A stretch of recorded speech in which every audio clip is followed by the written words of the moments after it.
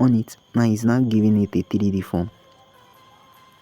Now you can adjust the lightning, the direction of the lightning that you want for the text, and here you can adjust all the intensity and everything. Can you see? Now the text is, can you see the form that the text is changing? So can you see the 3D form that is bringing out?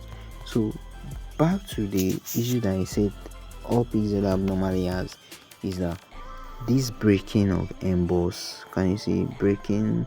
You've actually got this and now it's breaking, but there is a way around to fix this. You can get a new app or go through the trick of getting it. If you like it, maybe you like the interface of this app, the way it's looking good, in which I don't really like it, I can just change it. But if you like the interface, you can go over the trick to cover this emboss breaking of a thing, text breaking for emboss.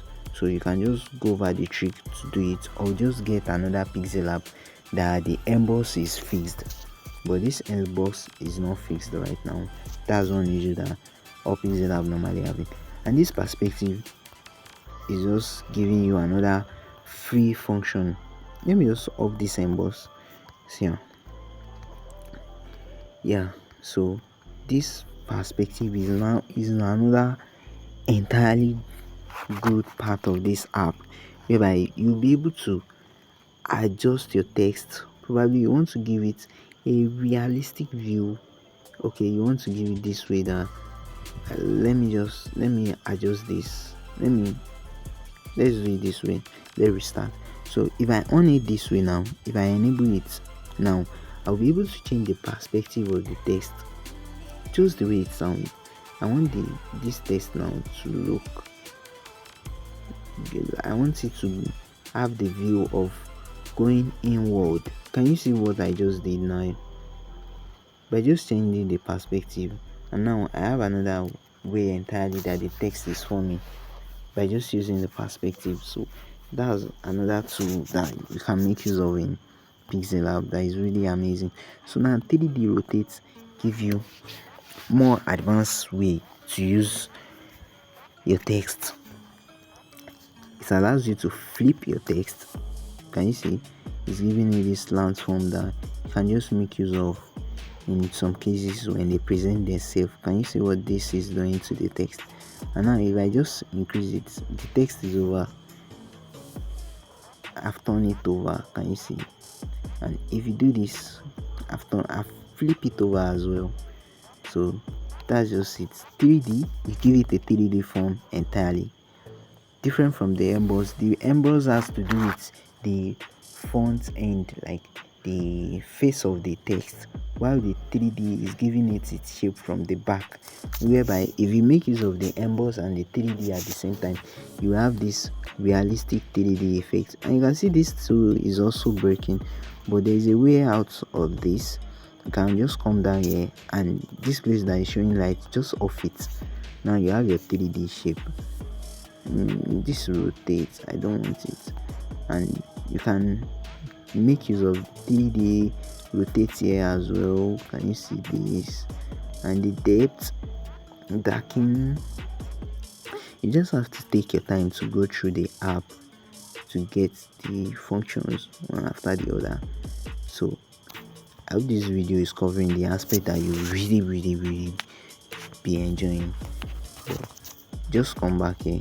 Now you see that when I adjusted the 3D and I've off the 3D, but this thing is not living the way I've already done it. It's because the 3D effects also have the 3D rotate. This 3D text has the 3D rotate inside it.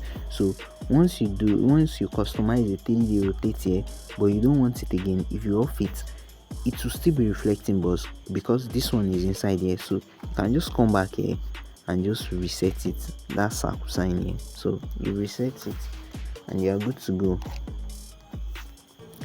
Now to this aspect, 3D shadow, if you enable it, you have a shadow under your text. That's just it. That's it. Can then adjust the shadow blur, adjust the expand the way you want it, and it's just to give your text a more realistic view. And you have your text reflection, like when your text is placed on a glass, or you feel like, okay, well, probably this text is on the ground. Now the ground is like a glass form, you want it to reflect. So here you have it, your text is reflecting the way you want it, and you can adjust it how far you want it or how closer you want the text to be. This, most of us don't really make use of this because we have a way around it, and this is looking kind of not much very well realistic enough, because I don't know, just feeling somehow off to me.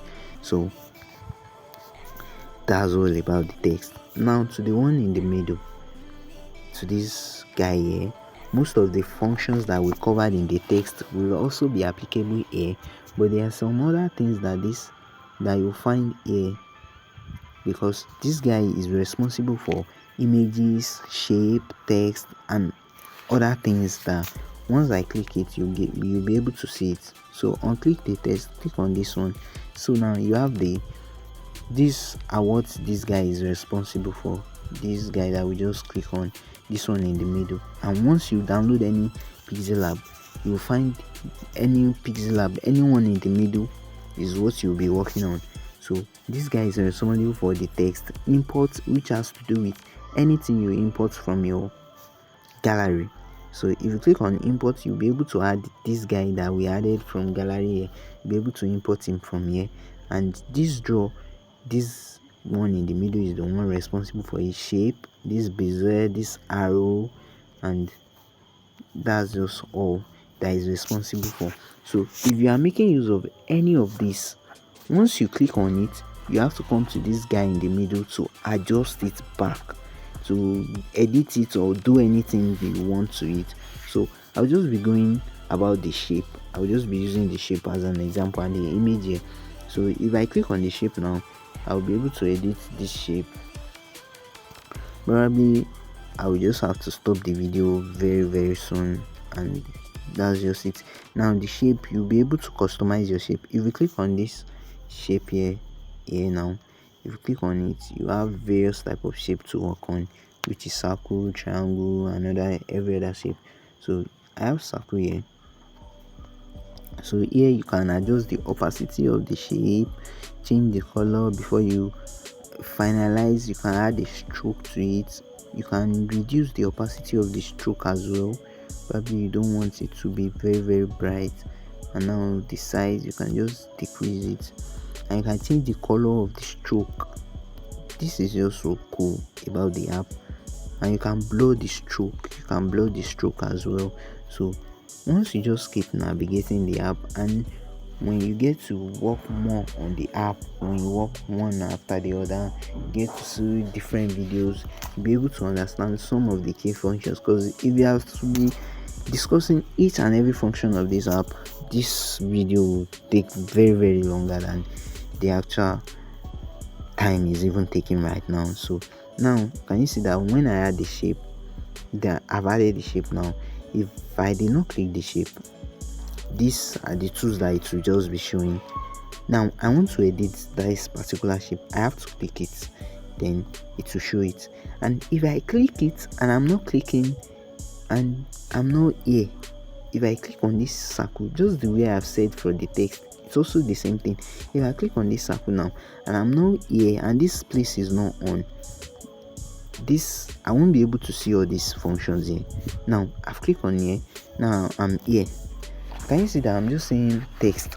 And if I'm here, I'm seeing the project, and if I'm here, I'm seeing the background stuff, and here is just for the effect. And if I'm back here, I'll be able to see copy. Can you see I copied it? I'll be able to see something like crop. I'll be able to crop the shape. And you see I just cut the shape off. So that's one confusion that always happens when you start using the app and feel like, oh, what's going on? I just used this thing now, why is it not working? So you have to recheck again.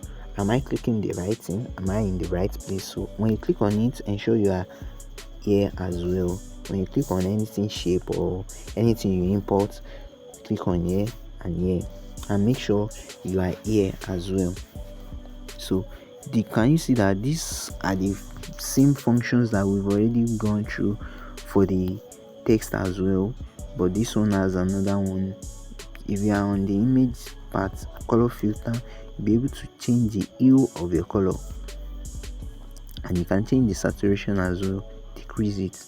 I want it black and white, and then brightness is just a simple adjustment that always comes in handy in some works when you are working on some design. And this is stroke. You can add stroke to your image. Can you see? You can add stroke like this to the image, and you can also add stroke to the text, to the shape, I mean. So you can as well add stroke to the shape. Can you see? It's also adding stroke, but the stroke has an error that always come out.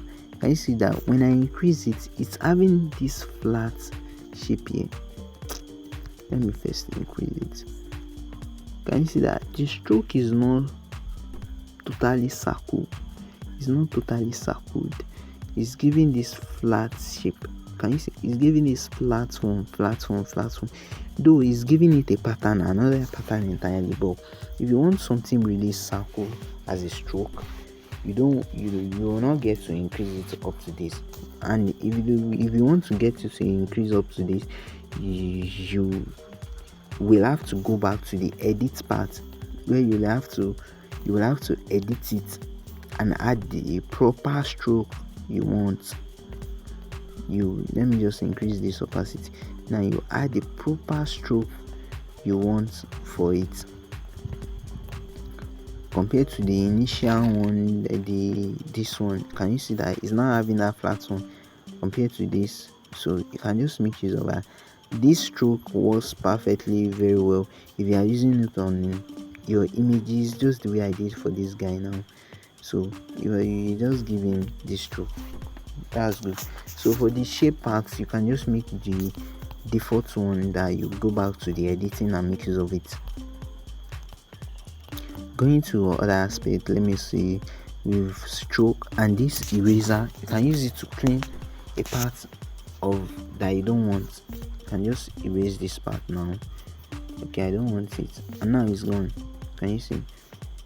This always comes in handy as well, depending on what you're trying to create. So let me just bring this back, and if you click on this guy too, you'll be able to erase some parts of him. And if you use this one down here, it will give it a pull. Like, can you see the eraser here? So now if I click here, can you see that pull coming out? So that's the function of it. And if I click here, if I'm dragging here right now, be looking here, so you see what I'm doing. So if I click here, can you see that this thing is having this type of blurry this stuff? So if I erase the guy, can you see these edges that is giving? These edges that is not smooth, is not giving it a smooth edge. That's the function of this one. It gives it that blurry shape, and if you decrease it, it gives it a very, very smooth edge, in which if I erase now, the edge will be much smoother compared to when I increase that slide before. Can you see this? So those are the first functions of these things. Now let's move forward. Erase, we've already seen max 2 is also the same thing. Can you see the guy is cut out just the same way? And this erase color is very effective when you are removing a certain color from your shape or anything. Just click on the color, drag it, then click on check mark. Now the purple will be gone. This guy right now, the certain purple part that is selected will be gone. You can quickly test on this on the shape. So if we click this, let me edit it. I want to go to the stroke, increase the stroke, then increase the opacity. Now I want to make this a particular color, yellow. So now this is how this one works. This one here, this one that look like a man inside something, erase color, is like background remover, but is a color eraser in which it works with specific color automatically. If you click on it and enable it, it will erase a white color. If you have a white color on the design, it will automatically erase the white color. But now you want to erase a certain color, which is this yellow. You click on it, you drag this thing, you click on here now. So when you click it, click on enable. If it is white color, it will automatically remove the white color. So you click on this one here to pick the color that you want to erase, and the color will reflect here. Once it's picked, you see that automatically you have a white color picked here. So if you click on this, you'll be able to select the color you want. Now select the color and click on the check mark. Now you see that the yellow color is gone. So that's how it works. Now you can come here to increase the tolerance and smooth edges. You make sure you don't increase it too much, because you can see that it's reducing and fading out, and if you do this as well, it will fade out. So just increase it to give it a smooth edge, because if you increase it now, you see that yellow still in there, which doesn't look much professional, but there is a way out of it. So once you make that very good, you click on check mark, come to the color here. You can see, but this color pattern is different from the one from the text, but it's still color that you are finding there. This one is looking like a roller for painting your house. So you click on it and you on it.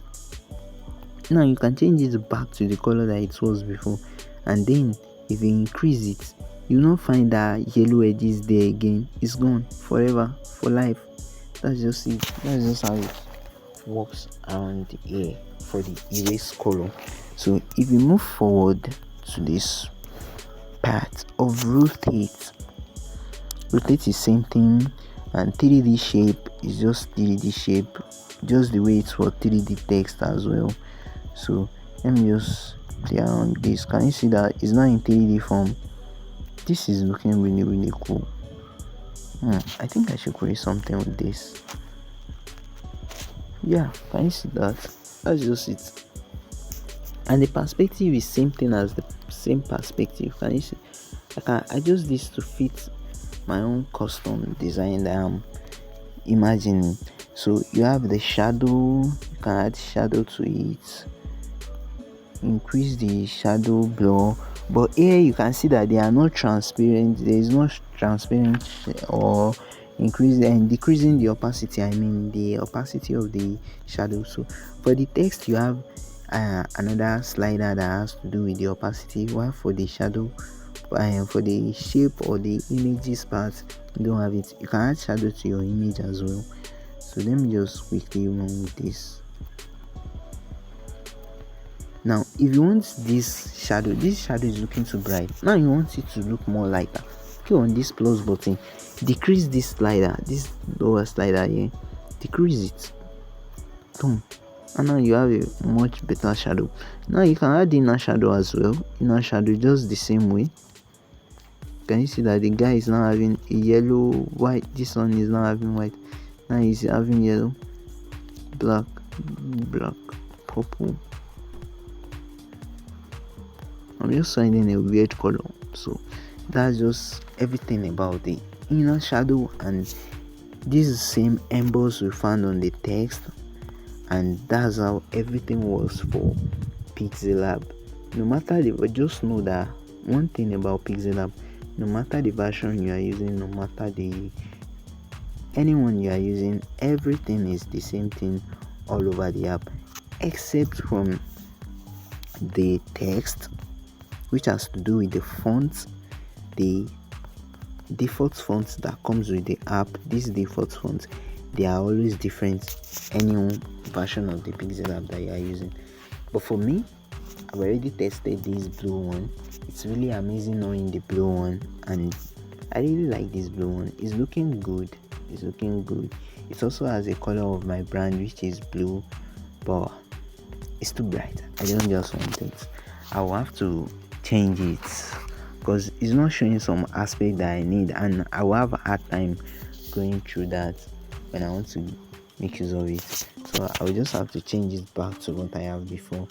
And if you are wondering, okay, what about the work you've done on the previous one, how you do it?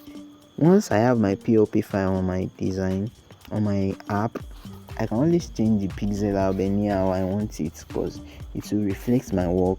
Just that the font part will give me an issue, but you don't have to worry about that. Just keep working on the app and you get to know the interface of the app. You get friendlier with the interface of the app and you get to know you can do something amazing with the app. So join me in the next video. See you later. See you.